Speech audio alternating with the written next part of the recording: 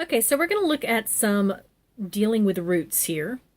And one of the things that we need to do when we're doing that is first of all decide what kind of root we have. This is a square root. It basically means this. I'm looking for the second root of everything. But if it means that, we don't have to write that. In other words, if there's nothing drawn there, then it means square root automatically. Which means that anything that is a perfect square is going to come out from underneath that radical. That's how we simplify that. So that's what we're trying to do, is to simplify it. There are a couple of ways we can approach this.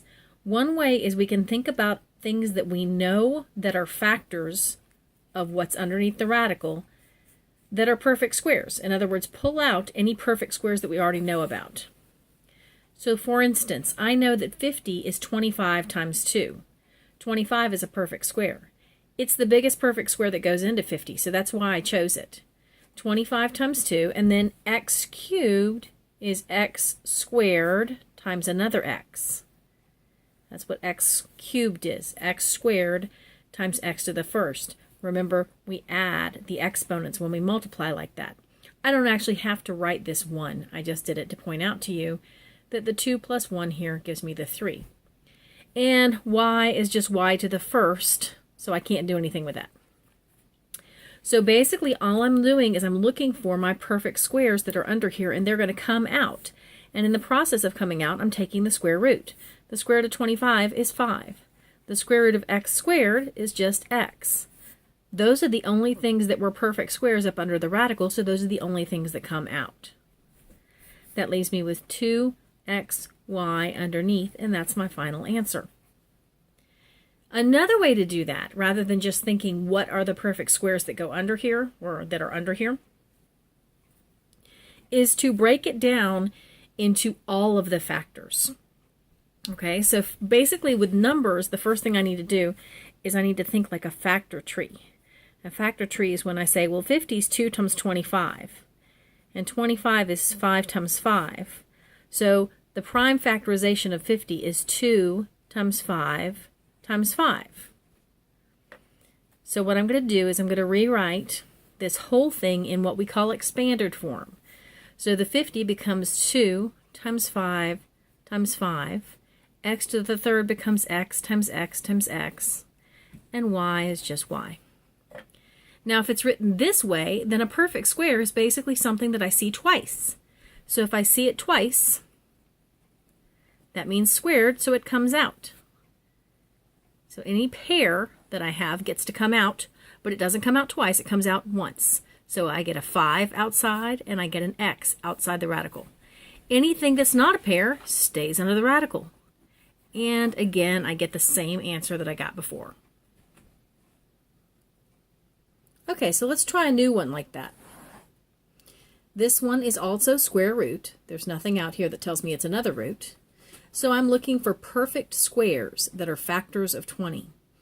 Now remember, sometimes we say perfect squares that go into 20, and sometimes people get confused and they think, well, 16. 16 is smaller than 20. But 16 doesn't go into 20 in the way we're talking about. We're talking about things, numbers that are factors of 20, things that multiply times something else to get 20. So numbers like 1 times 20, 2 times 10, 4 times 5, we're looking for the biggest one of those that is a perfect square. And in this case, it's 4. So 20 is 4 times 5. And then perfect squares, in my variables here, I have a perfect square and another perfect square out of those y's. I have 5 y's altogether, so that's 2 and 2 and 1 more. So out comes the square root of 4, which is 2. Out comes the square root of y squared, which is y. Out comes the square root of y squared again, which is also y. And anything you're bringing out is being multiplied out here. Okay, so this is going to be y times y since I brought 2 y's out. And everything else here is not going to show up twice, so everything else here is going to stay up under the radical. So my final answer is 2y squared times the square root of 5xy. And again, another way I could have done that is I could have taken 20 and broken it up into all of the prime factors of 20. 20 is 2 times 10, and 10 is 2 times 5. So 20 breaks down as 2 times 2 times 5. Then I have 1x. Then I've got 5 y's. And again, since this is square root, we're looking for pairs. A pair indicates a square. And each pair says that thing is going to come out one time. And all I've got left under the radical is 5xy. And again, 2 times y is 2y squared. And I get the same answer doing it that way. So really it doesn't matter, it's just a matter of personal preference as to which one you do. Okay, go ahead and try this next one.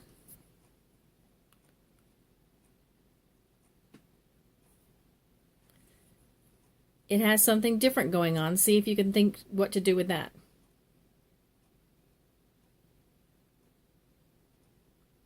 I just wanted to give you a couple seconds to think about that.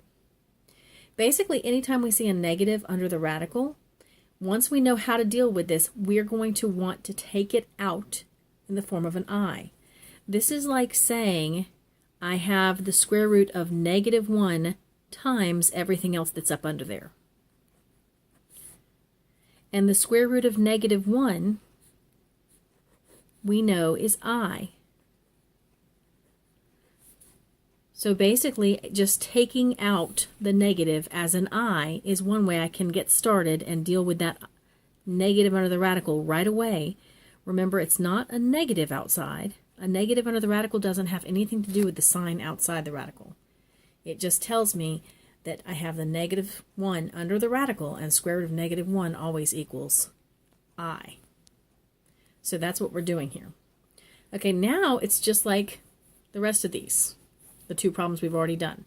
So go ahead and finish off this one. Hit pause so that you can finish it off yourself, and then you can check yourself against what I've got.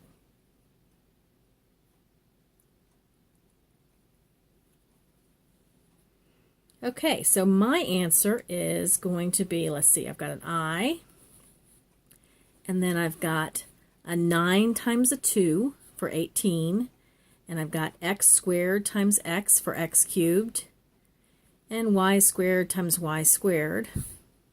So things that are coming out, square root of 9 is 3, square root of x squared is x, square root of y squared is y, square root of y squared is also y. Here's my I. I'm going to put it right there for right now. And that leaves me a 2 and an x up underneath the radical. So let me just talk to you about how we can write this. It kind of depends. Honestly, personally, I prefer to write the I in front of the radical, but technically, that's not right. Technically, we always write i's at the end. I don't like to write anything at the end because sometimes people aren't careful about where their radical ends and they make it ambiguous seeming. In other words, if I write something like this, it could be hard to tell if that I is supposed to be under the radical or not under the radical. So if you're going to write something behind a radical, you have to be very clear that it's behind the radical and after, and that the radical does not apply to that. So sometimes I'll write it like this. But technically, the way I like to write it is really the less accurate way. This is the more consistently accepted method of writing anything with an I in it, is to put the I at the end.